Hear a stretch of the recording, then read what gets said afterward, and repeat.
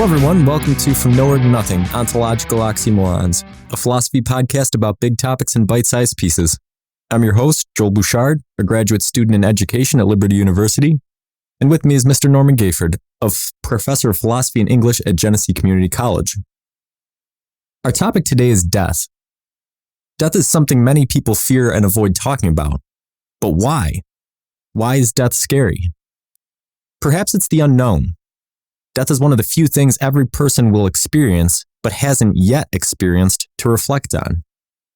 Perhaps it's the loss. Although life is a chaotic affair, at least you have the broadest idea of what we're in for. In death, we lose even that.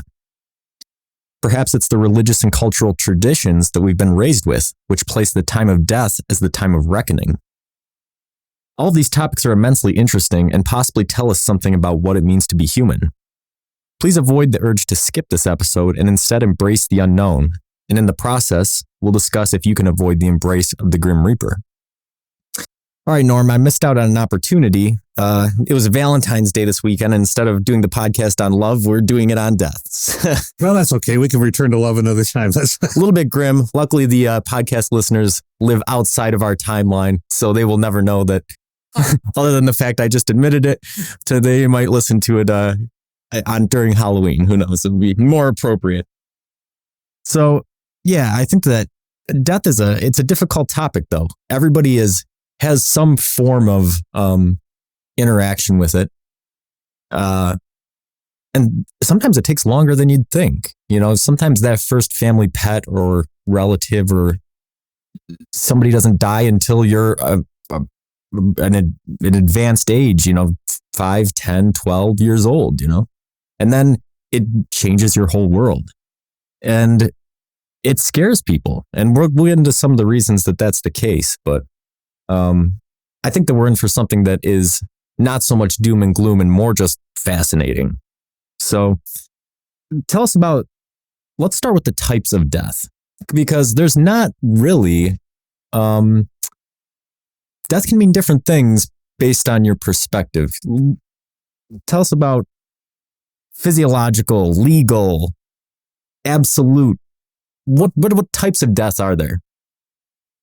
You just laid out a number of very acutely accurate ones, and it falls generally within, for some philosophers, 3 categories of animalism,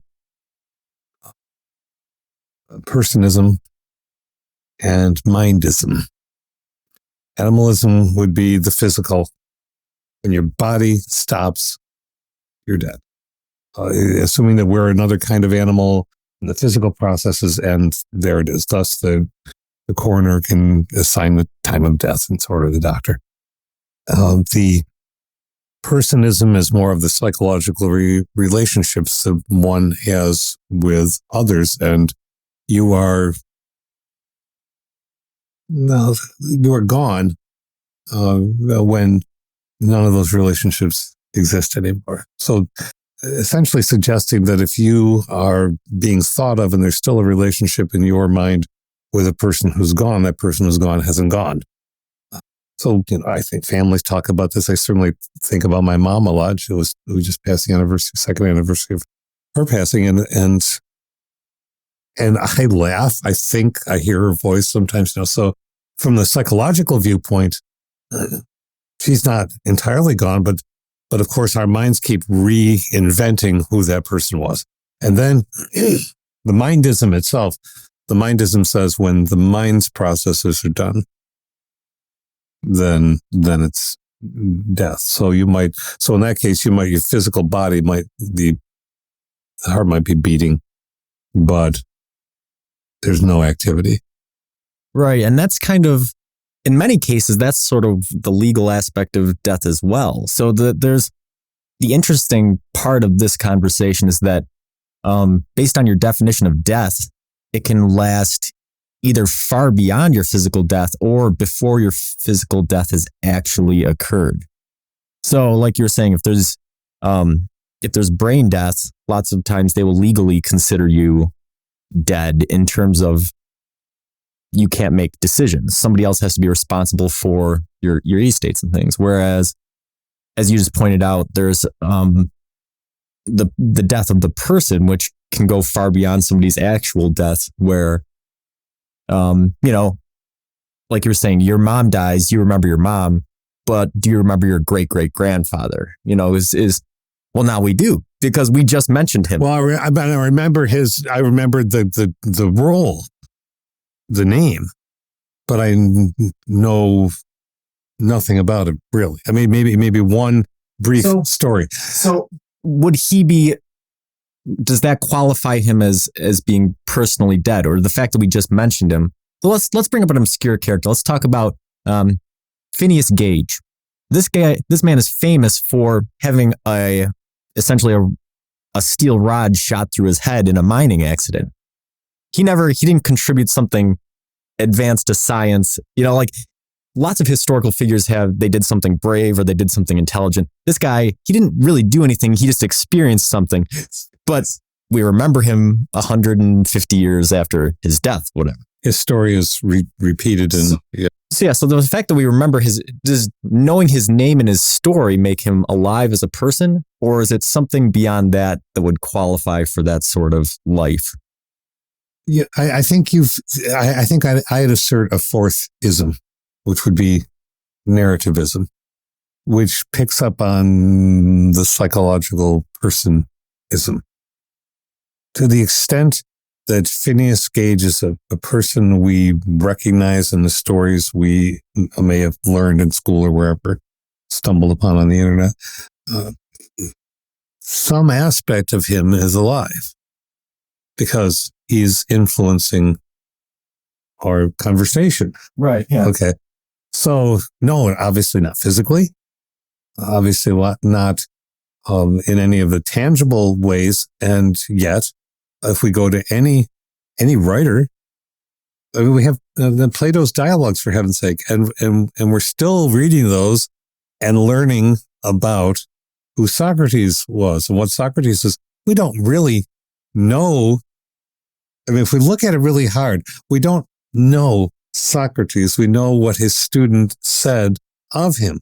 Well, the same is true of a figure like Jesus Christ. We don't know Jesus Christ. He never wrote a thing.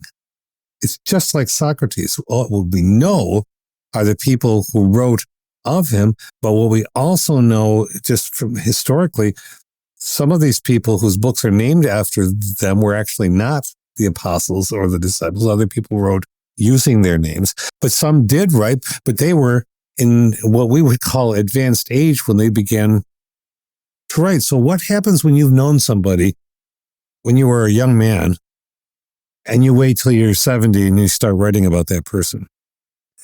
Right. Yeah. I mean, they've done a lot of studies on this in criminal justice where deals lots of times eyewitness reports of crimes in court are unreliable because things will be misinterpreted.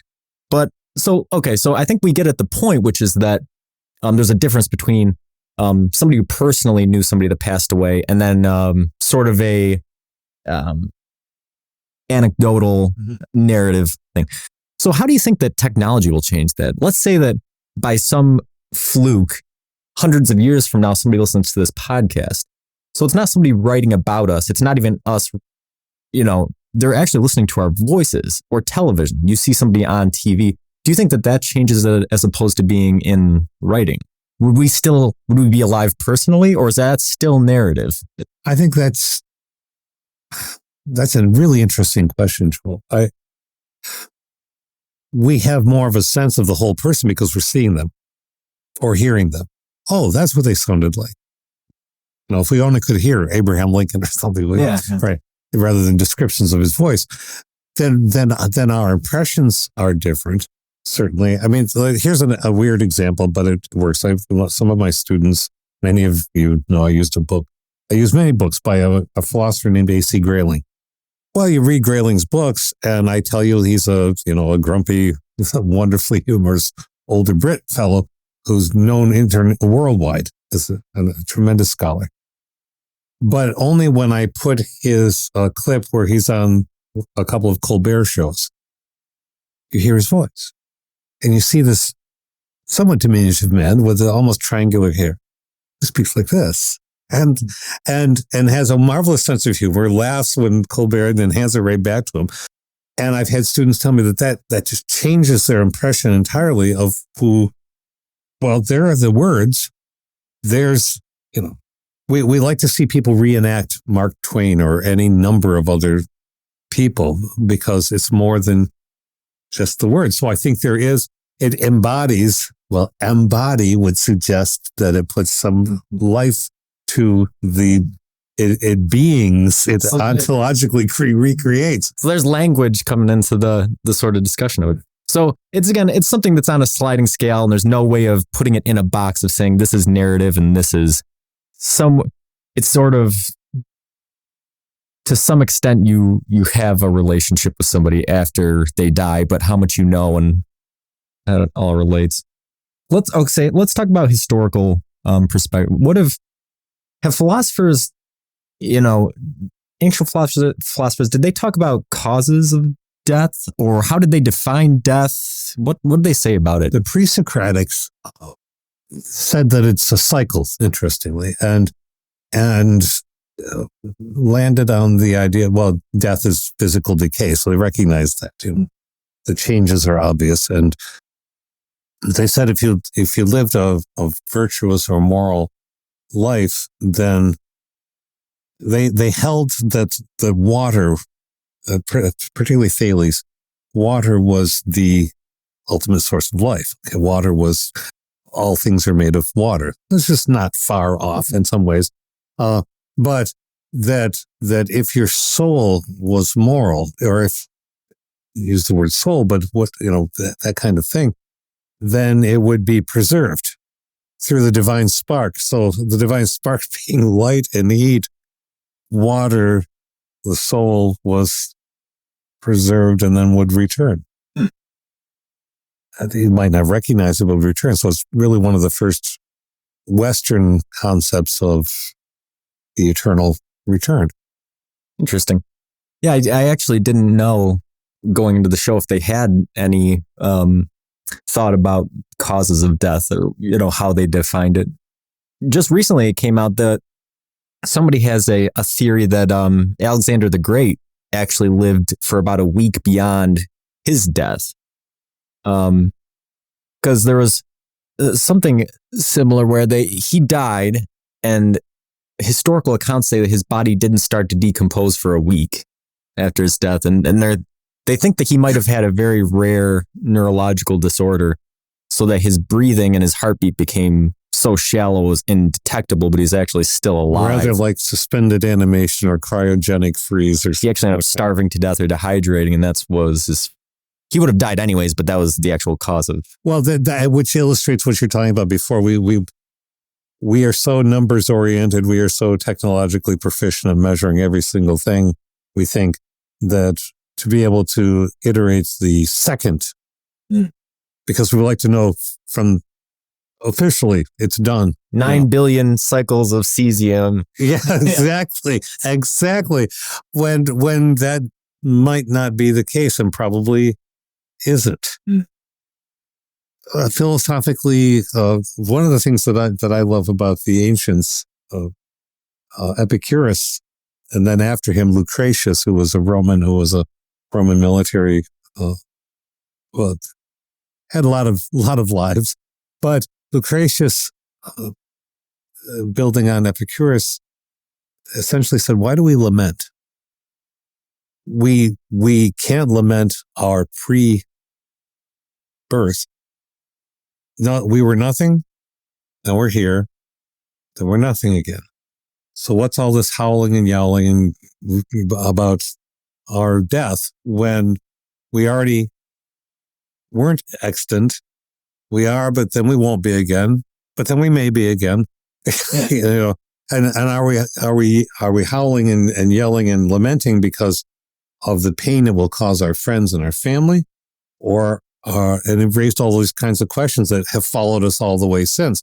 Or are we raging against, like Dylan Thomas, raging against the dying of the light because this is it and it's not fair, and we haven't achieved everything that we could have achieved? And then you have the existentialists like Sartre who say, well, the universe is meaningless anyway. If whatever value accrues is because of the value you created. If you didn't create value, that's your own fault. And then the light winks out and too bad for you. I mean, I'm being grossly right. simply simplifications. But anyway. So as far as the afterlife goes, did the ancient philosophers, did afterlife always play into it? It sounds like maybe Lucretius had the sort of thought that maybe you just died and that was the end. And that was the end, yes. Or if afterlife is a cycle, then it's not a paradisical Eden like. You die and then you're born. You're right. Yeah. All right. So let's talk about how death relates to life, which we've been doing some. And we've kind of alluded to this thought, which is the point versus process. What's been said about senescence and longevity and how dying occurs and this sort of thing?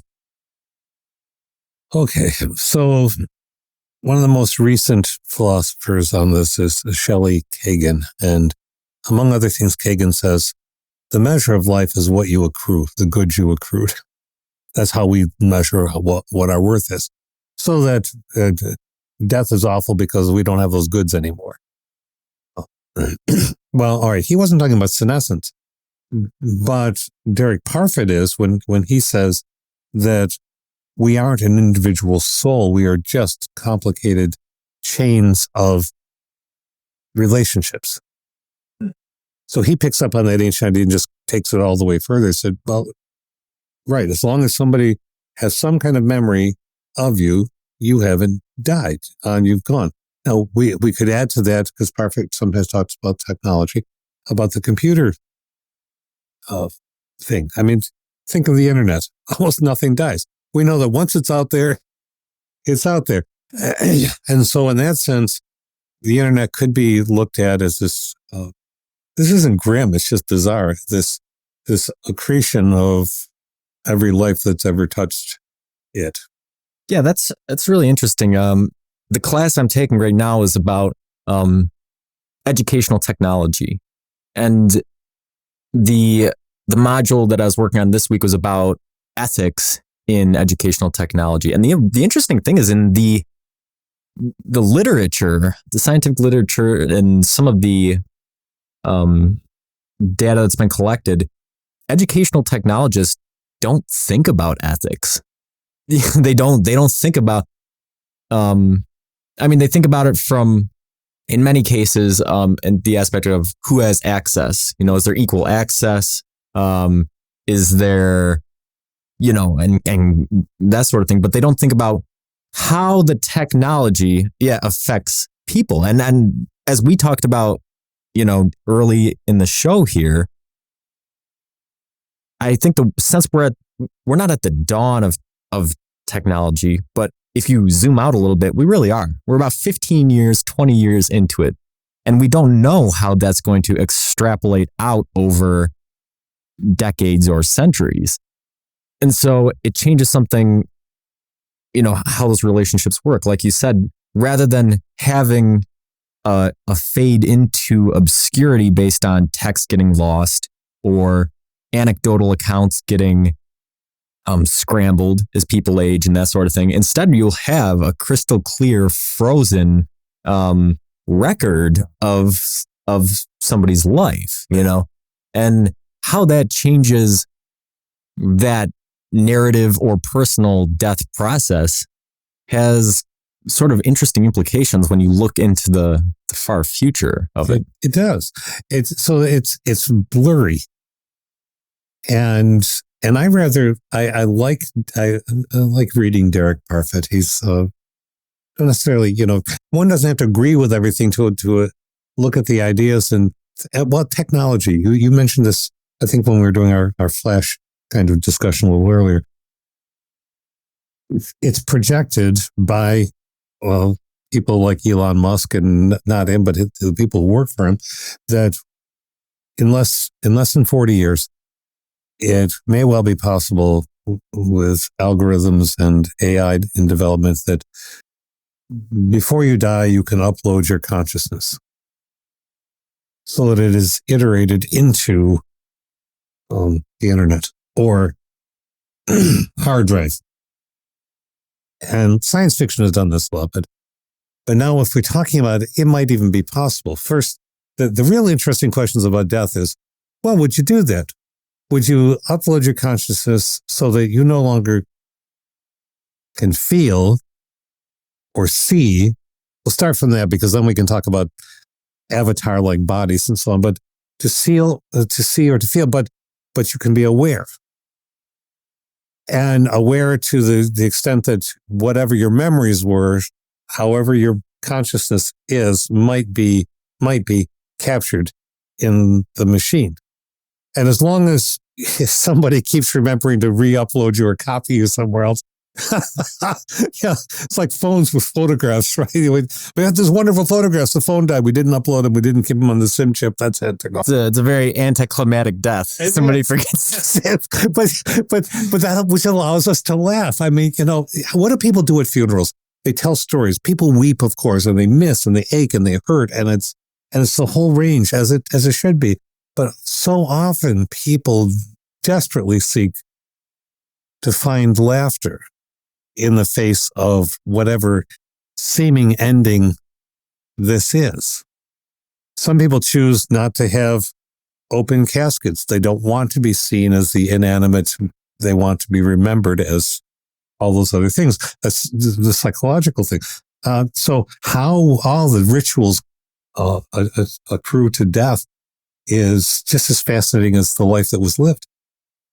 Yeah, so let's segue then into immortality, because we've been hinting at it a little bit technologically, and I think that's an interesting thing, because we're essentially, Elon Musk is talking about becoming now taking our phenomenal experiences and putting them into a now nominal sort of thing, and that has interesting implications. What's funny about that to me is Elon Musk is one of the most outspoken critics of AI. AI is dangerous and all this stuff.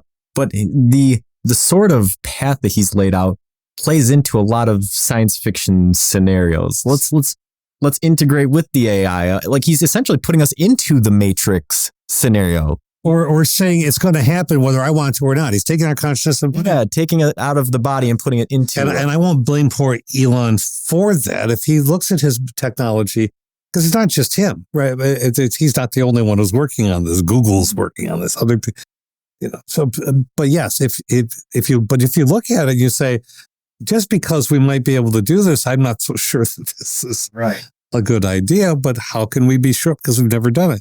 Yeah. So you're going to have the people saying, sure, upload me, because why not? Yeah.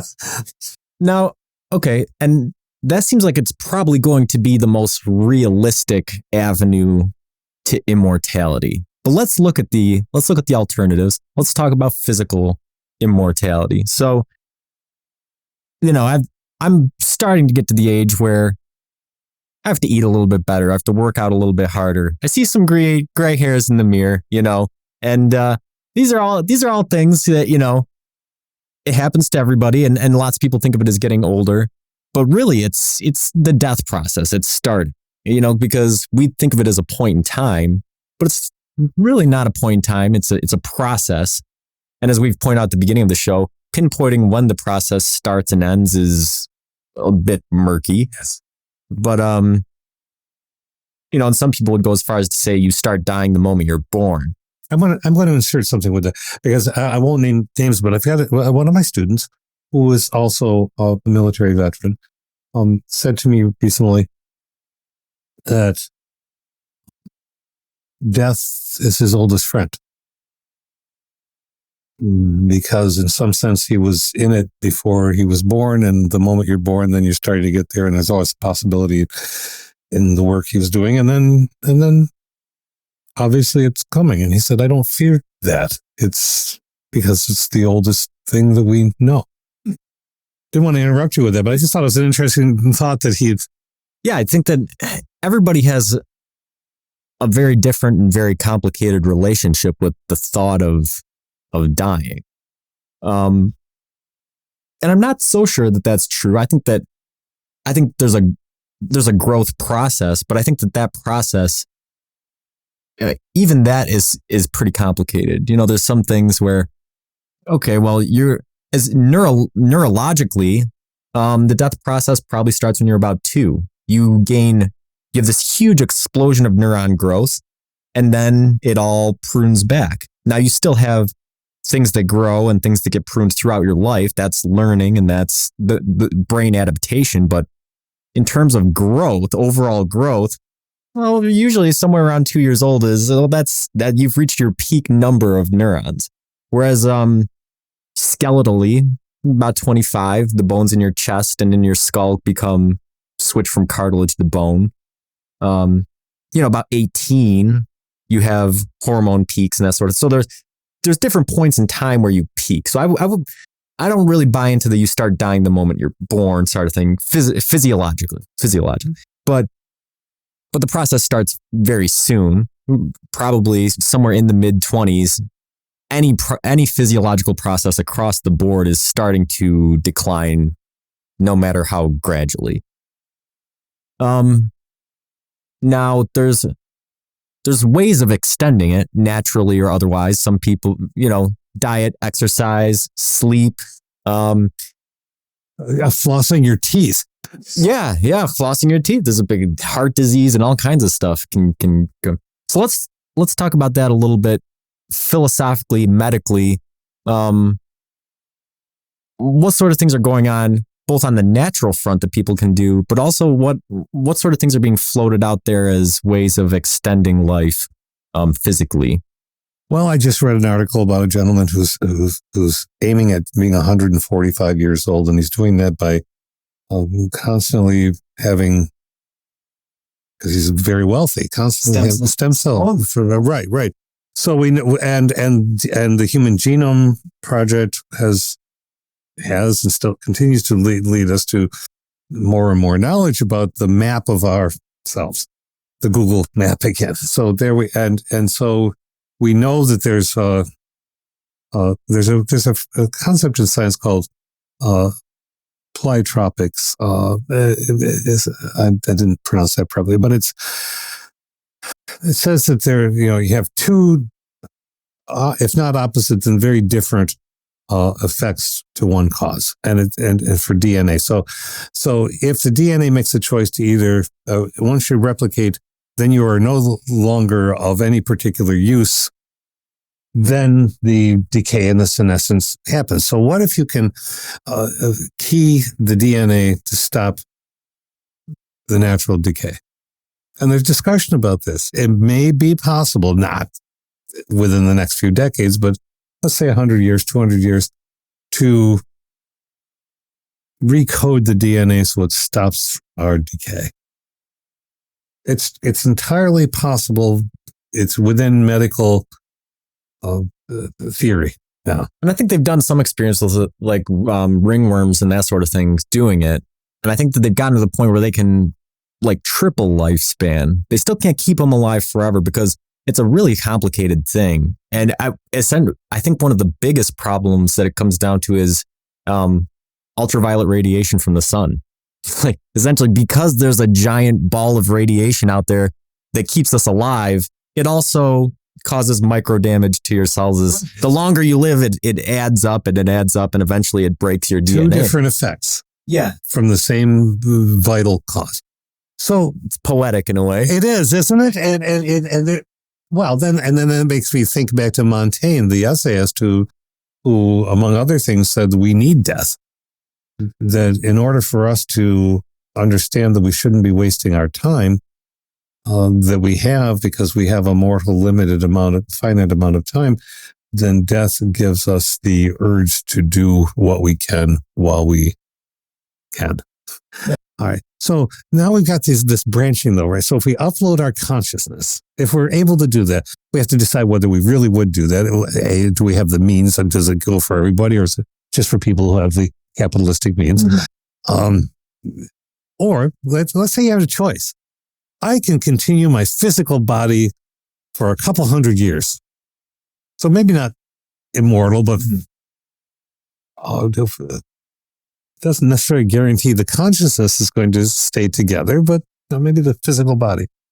I can be 25 years old for 200 years. Or I can be immortal without having physical senescence at all inside of a box. Or, and I keep saying, we keep saying box is sort of a bad pun on death, but you can't put it in the box because it just keeps going. But what happens if we are uploaded into the cloud, whatever that metaphor means?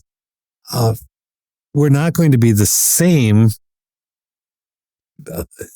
if our minds are limited to just the memories that we had that were uploaded. Then we're sort of a rerun. Right.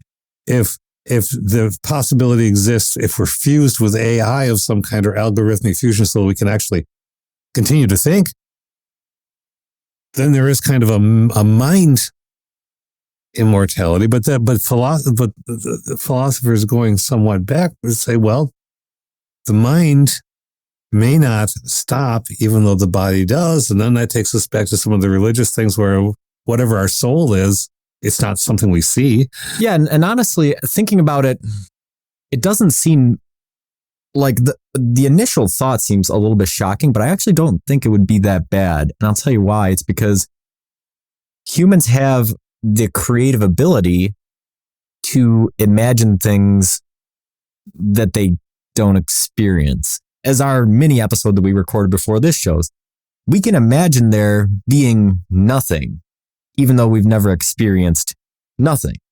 So if you get uploaded into a box, you have all of the phenomenological memories of your life, but you don't have any past that point. But if you have a way of obtaining information, you can read Google News. Maybe you can't see or hear or know physically what's happening in the world, but those prior experiences that have been uploaded would allow you to creatively imagine it if they can model your brain that way. And maybe you can see out of every camera simultaneously across the planet. Maybe you can have visual omniscience through all the technology that we have. This is where science fiction has done so much with this. Yeah, even a TV show like The Person of Interest, where there's an artificial intelligence that is battling with another artificial intelligence for moral superiority in the planet. Do we become that? The moment we have access to all of this stuff, does our consciousness become a supra consciousness, a collective consciousness? And maybe it does anyway. I just got done reading this marvelous science fiction story of which aliens who come to Earth. It's a whole anthology of these things. It was sort of a detective story and so on, but the upshot of it is from an ontological viewpoint is that the aliens have the assurance through their technology that when one dies, one's self becomes part of dark matter, and that's why the universe is continuing to expand, because all of the life that has passed on is pushing the universe outward, so that everything, the being exists, just not physically. And they call it dark heaven. And we want to keep existing. That's a basically human thing, right? Yeah.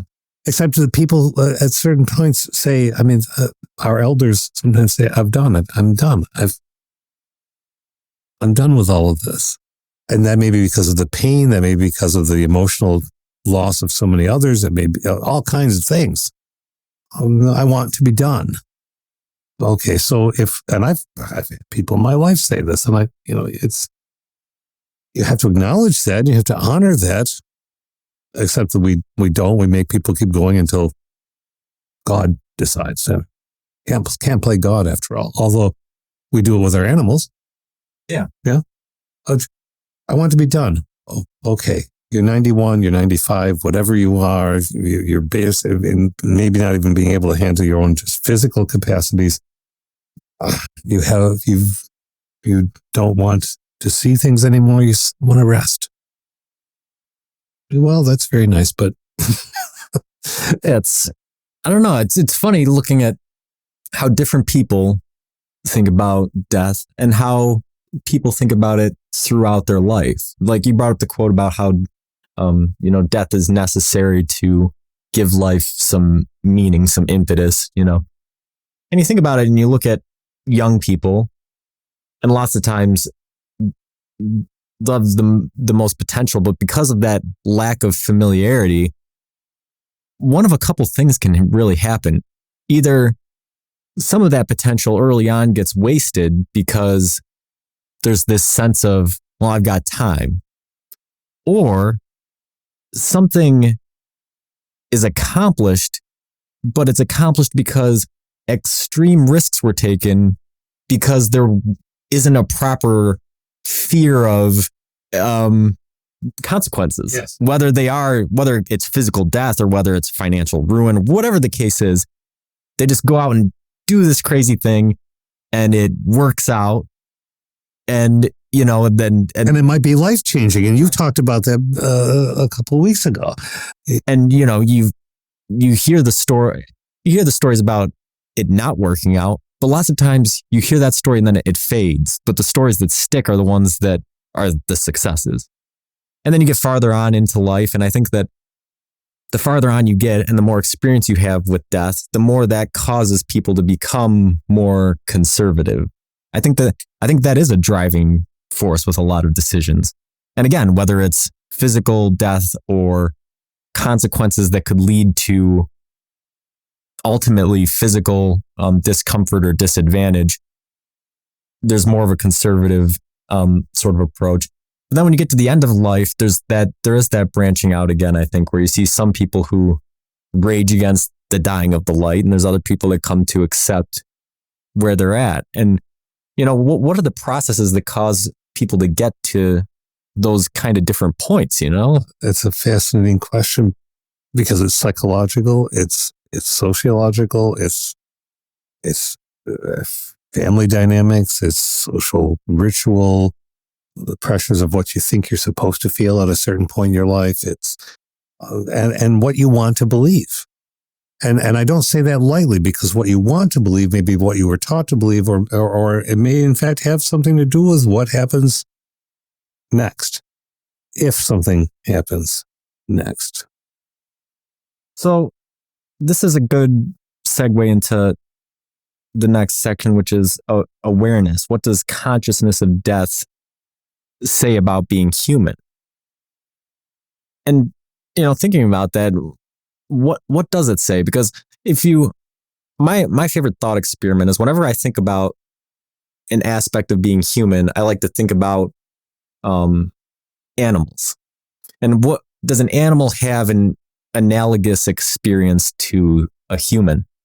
And it's always hard to say because they have no way of communicating. So you have to base it solely on observation and that sort of thing. But I mean, they do communicate, but they do it not through grammatical. Right. Right. I mean, we look at dogs' eyes and we think we know what they want. And sometimes we guess, especially when they're standing next to the door and then suddenly whack their tail against the door. We think they want to go out. We're probably right. So it seems like animals probably do have some sort of conceptualization of death. You do see, especially with elephants and that sort of thing, there's some mourning, or there's some, if there's a loss in more family or pack oriented sort of things, you see some sort of reactions. I have to tell you something about this because it just reminded me of something I saw 3 years ago, I believe it was, coming back from a late night rehearsal over at the college in Batavia. And it was winter. And I was coming down the hill on East Road into Wyoming. And something caught my eye, flashed up in front of me very low. And there was nobody behind me. I slowed down. And then I noticed this movement in front. So I looked behind me, nobody back there. I put on my four ways. And I stopped for a moment and I was astonished because there was a raccoon pulling working so hard to pull another raccoon, seemingly dead raccoon, off the road. I had never seen anything like this, right? And it was stunning to me. And I kept looking, nobody's coming down the hill. And so I wasn't going to startle it. It needed to pull its fellow being off the road for whatever reason. And when they got done, then I moved on. And the thing was looking at me, and then it pulled the other raccoon into the ditch. And I don't know what happened, but one of my colleagues at work said, "Well, it's probably gathering its food. It's that raccoon. It would be food. It could. Okay, maybe. That's not to say that it still didn't value. That's not to say that it didn't recognize there was some recognition of death and life in that little vignette. And of course, my mind was saying, do they have awareness? Does this raccoon, did it feel so much for the other one that it didn't want it to get further damaged out there? Maybe it just wanted to consume it. And we can put all kinds of narrative with it. As you just said, we don't know, but something was going on there. Right. So we see consciousness, and especially something that a lot of people don't have experience with is, seeing something on the verge of death. And a lot of people who have hunted or have done that sort of thing, you see it. It's very important to get a clean shot on something, because if you don't, a death isn't going to be fast. And a slow death is really, that's something that's life changing. If you see something suffer, it changes the way you feel and think about things. But yeah, so animals appear to have some sort of thought about it. But how does that change for humans? How does consciousness, awareness of death, our ability, we can't say whether or not animals know what happens or think about what happened after they're dead or any of these sort of things. Humans do. What does that say about being human? I think it says that we fear and are fascinated at the same time by the unknown. We want to know everything. And that's a marvelous capacity, because it keeps our curiosity. It helps us stretch into the universe. It helps us be a larger part of things. But we can also, it's odd and it doesn't work for everybody, but I think there's comfort in it. I mean, I'm not going to sit here and say I find comfort in the thought of death. No, thank you. When it comes, it comes. I hope it's a good one. I hope it's, not terrible for everybody else around me, because for me, when I'm done, I won't know that. I subscribe to that, unless if there's another life so-called past this one, I don't know whether I'll be aware of how it was. That doesn't bother me to think about that. It makes me want to, when I have my best moments, be attentive to what is now. To take opportunities where they are, to learn, to grow, all the things we've talked about before. But, well, I'm a human being, I waste time too, but we don't sit around all the time thinking about it. It can lead one down a very grim rabbit hole if you become so focused on it.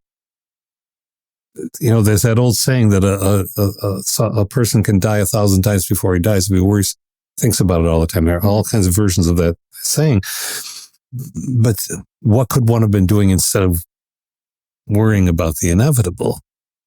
Probably more, if not productive. I don't like that word. It's a capitalistic word, but creative or meaningful to whatever one wants to have meaning. There's far too much to do here. Right. And I think that gets at the heart of this problem and every other problem in philosophy, is the categorization issue, where we want to categorize what happens after death, what death means, all of these things. And we want to categorize what it means to have a good life, to determine whether or not we're ready to die, or what makes a good death and all these things. But there is no guidebook. And then that's what religions provide for people and that sort of thing. But but when you're making your day-to-day choices, when I'm deciding, for instance, well, should I text Norm and ask him if he wants to produce a philosophy podcast, or would I be better off using my Saturday mornings to pick up a second job, or to get ahead on schoolwork, or to spend time with my family, or do these different things? There's no guidebook for that. You're just constantly making decisions every minute of the day to try to build an advantage of some kind. And what your idea of advantage is determines how you make those decisions. Yes, how you want to spend your time is the ultimate agency. Whether you're an existentialist or you're heavily religious or wherever you are on the scale, I choose to do this now because I want. And if you text me and say, I need a break for 4 weeks, I want to spend some time with my family, I want to write some music and so on. And I would instantly say, yeah, cool, I get it. And then we'll get back as soon as we do, because there's that creative urge that then says, okay, but there's also other needs. Right. So we recognize that. And if we recognize it and we act on it, then we are living in that sort of toward the top of the Maslow hierarchy, at least for moments at a time. Yeah. So we're tying in all of our previous episodes again, but I think that we're getting at the awareness of death and how that consciousness talks about being human, because what we're looking at is essentially saying death is a driving impetus, and it creates a sort of hierarchical sort of structure. We're saying, well, because someday in the future we will die, that makes our time of a high priority, and our sense of self determines how we spend that time, and our sense of self is determined by how we metaphysically, ontologically, epistemologically, aesthetically perceive things, and how we're putting all of these things together, and it all sort of creates your life. That's your life in a nutshell. And it comes back to that quote that you said, death gives some meaning to life because it's finite. It is. And so how would that affect it if we lived 300 years as opposed to 80? Would we spend our time differently? Yes. Would our sense of self and how we view things develop? Then I'd have no problem. Norm, I need 10 years off from a body. We'll come back in 10 years and revisit. But that comes into the fact that you don't know when death's going to happen. And so that adds a gambling aspect into it. Now you have all of these things, and I think that many of us plan with a clock in our head. I look at family history. I look at my lifestyle choices, the calculated risks you choose to take, and you think, I have this much time. But it's really an illusion, because every time you get in your car and drive on an icy road, you don't know what those percentages are. You can think, well, if I drive 40 miles an hour on these road conditions, then I'm probably safe. But a patch of black ice or wind blowing some snow up, it all changes in an instant. It does. But then we have that being human doesn't mean we're perfect at this, but being human means we have the capacity. If we lose it, we hope we have others through counseling or whatever that helps us find that balance again, so that we don't drive around fretting about the ice and thinking about the quasar zapping us with gamma radiation in an instant. And because if one thought about all that stuff, how could we not be paralyzed? And then you're already dead. And then you're already dead because your mind stops doing anything other than just cycling. So, yeah. So that's a good discussion of awareness. Let's talk about some of the taboos that go along with death. There's differences in superstitions and how respects are paid and mythology about death. And this is across cultures, but there's similarities and there's differences as well. Is there any philosophical background into where some of these come from? Yes, there is. And partly the philosophy, this is where philosophy crosses paths with spiritualism or religions across the planet, and with anthropology and how things are done. So, for instance, there's a culture on this globe of ours that in which it is not only acceptable but honorable to kill one's father when he's in what we would call early middle age, at the peak of his hunting and contributing to society capacities, and then consume part of him. And people in the West would look at this and say, "What?" Right? And I've read about this a number of times because I like to bring it up into ethics class because, well, that's just abhorrent. That's just terrible. We can't understand this culture at all. And then the process of philosophy, you have to ask, well, why? Exactly. Right. What is it about the father? Mm-hmm. Well, they're honoring the father by sending him into the next world at his hunting and physical best from their viewpoint so that he can flourish in the next world. And to consume the father is to take part of him into oneself and integrate him into you. Now, no, we wouldn't subscribe to that as, oh, let's start practicing this. But the fact that we as human beings could look at that, as you say, ask the questions, don't sit in judgment. Don't, probably you're not going to want to move and become part of the culture. They wouldn't let you anyway. But to say, all right, so what is this saying about us? So there's that kind of ritual. There's our ritual. Well, let's see. People can be cremated, the ashes kept or spread or people cremated, put on, the actor who had, unfortunately, Jimmy Doohan, who played Scotty in Star Trek, and he had Alzheimer's at the end of his life. But his wish was to be put in. There's a company that will put your ashes into a little vial, and it's fired into a rocket into space with many, many, many other little vials, and your dust becomes part of space faster than it might have otherwise. We are all star stuff, some poets say, and the ancients didn't, we talked about atomism, but now we look at it and say, well, we're all composed of the same elements. We are composed of the same elements as stars. And so the rituals that what do we do what do we have done with ourselves after, with that physical case? Do we put it in a box? Do we put it in a vial? Do we reduce it to ashes and put it in a vial? Do we scatter it to the winds?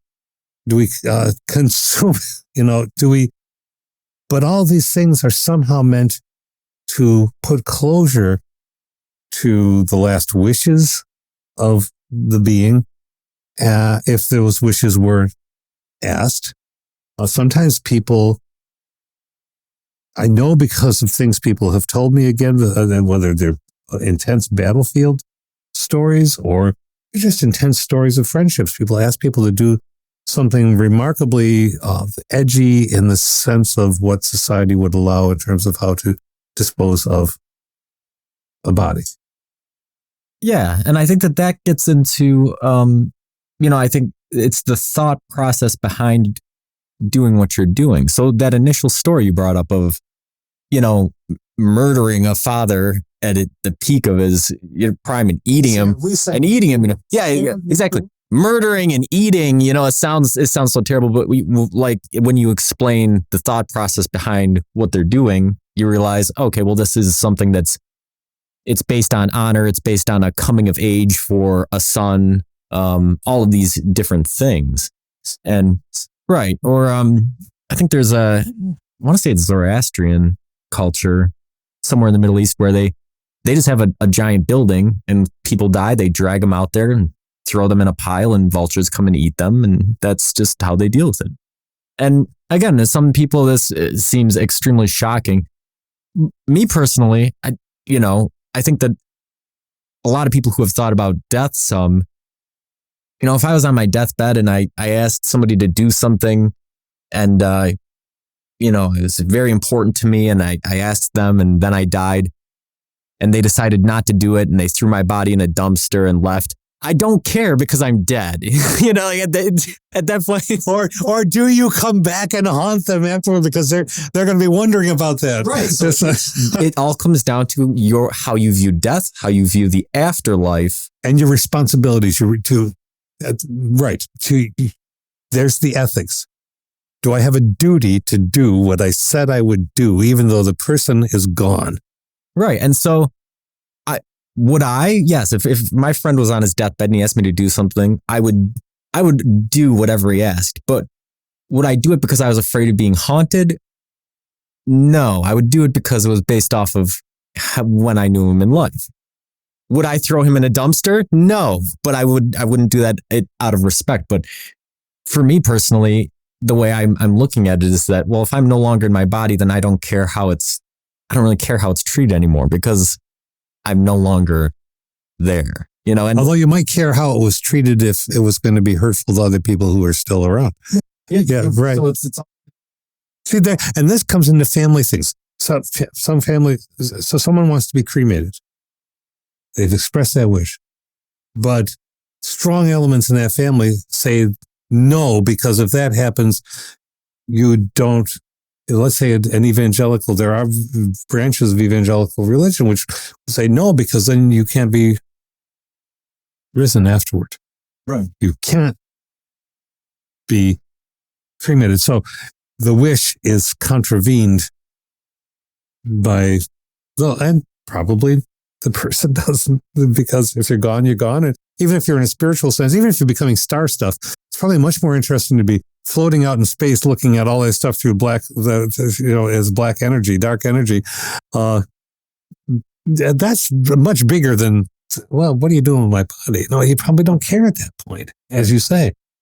So I think that when we're talking about, taboos and superstitions and respect and stuff, really you got to put yourself in the shoes of everybody. It's sort of a meta analysis. You have to look at the person who's dying and their wishes and thoughts and perspectives on it, their family, the people around them, the cultural context, all these different things. And that kind of gives you an idea of how the things develop and why they're important, or why maybe they're not important, but they keep up the show of yes. And that goes back to back to Lucretius again. Why should it? I'm not here. I'm here. Then I'm not here again. Right. So okay, but the living want to know. There's the living want to. They're the ones who are hurting. All right. So let's talk about the afterlife. There's plenty of religious traditions that talk about the afterlife. What are some of those thoughts? Is there a lot of different ideas, or they generally tend to be something similar? I think the similarity is in the idea that there's something after. Right. I think that's probably where it ends mostly, because you can take various traditions. So, we don't have time to go granular for all the different kinds, but broadly speaking, the kind where you've gained release, you found the mansion on the hilltop where you're going to either sing praises of God forevermore, or some other being, or you are in you have achieved a place where you are just in a quietness. Let's say a contemplative quietness. Or you didn't do badly. You learned some things, or you forgot to learn some things.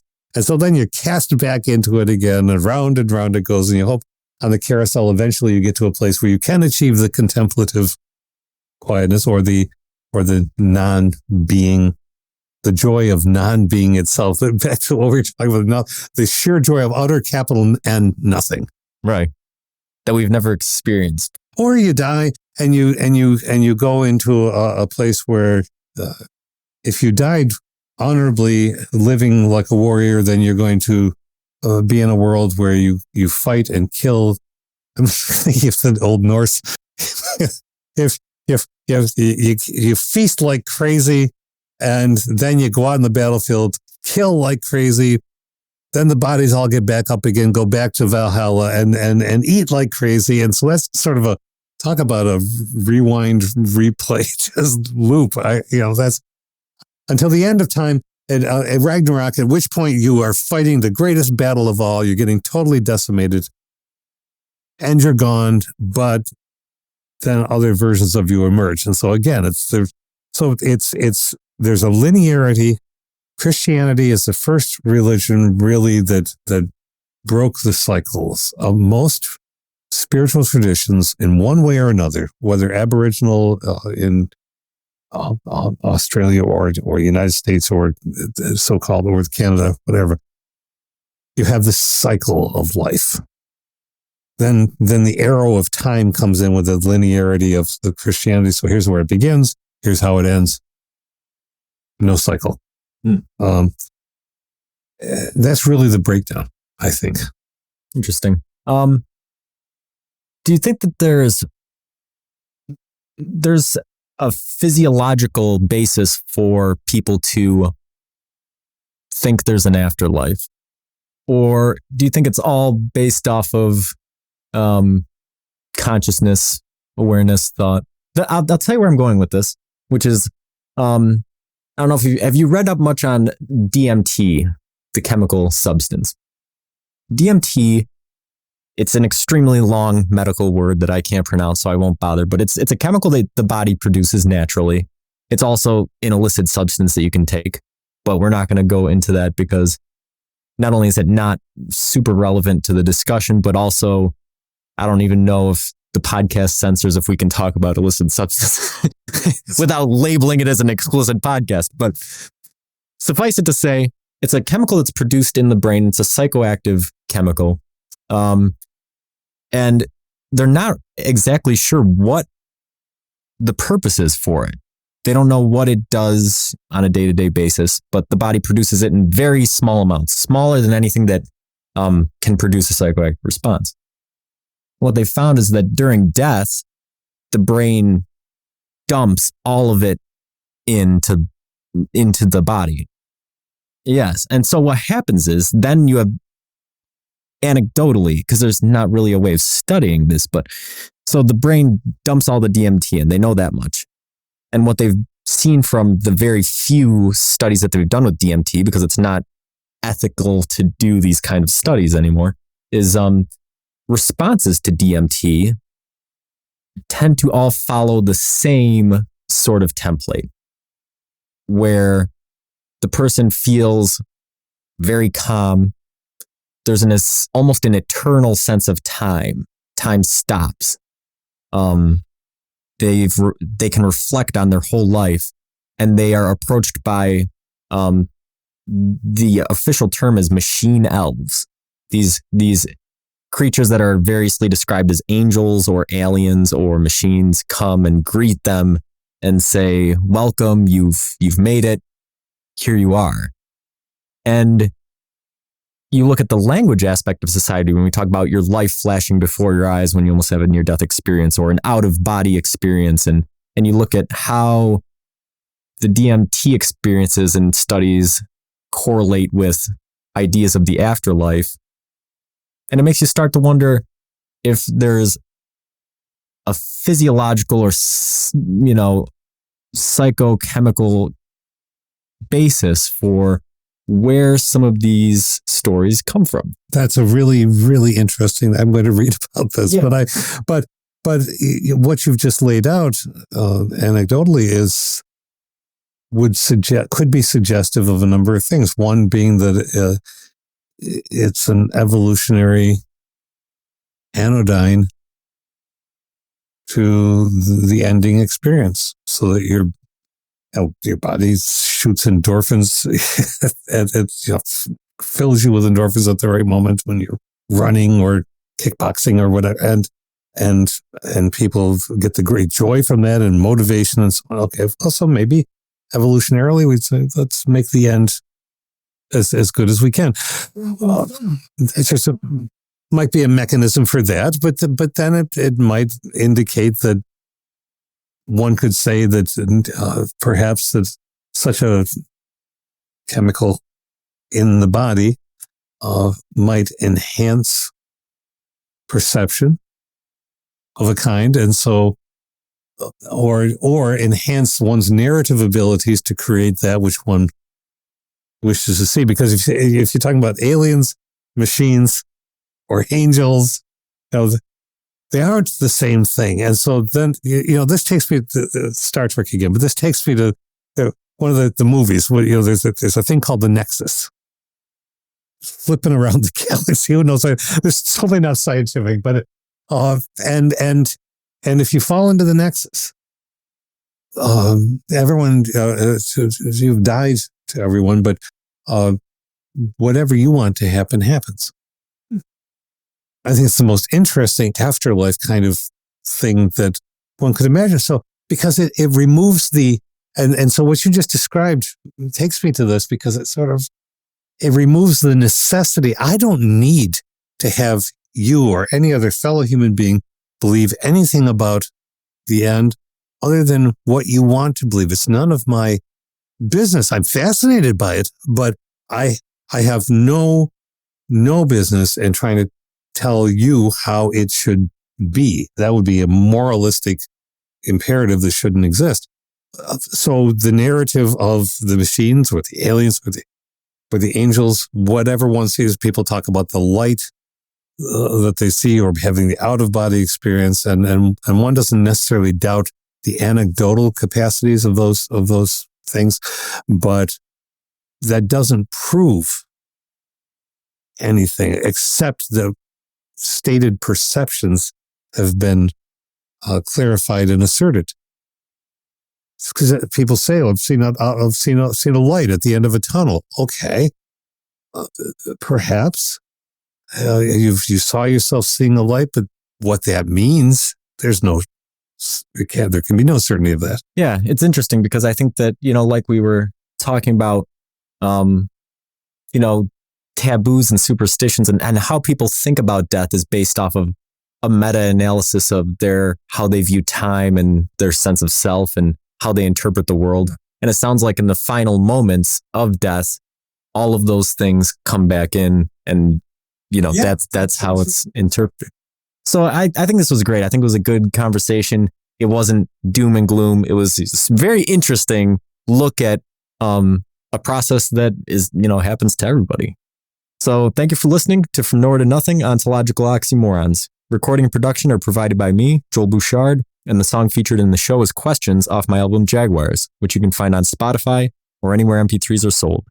Until next time, keep pondering.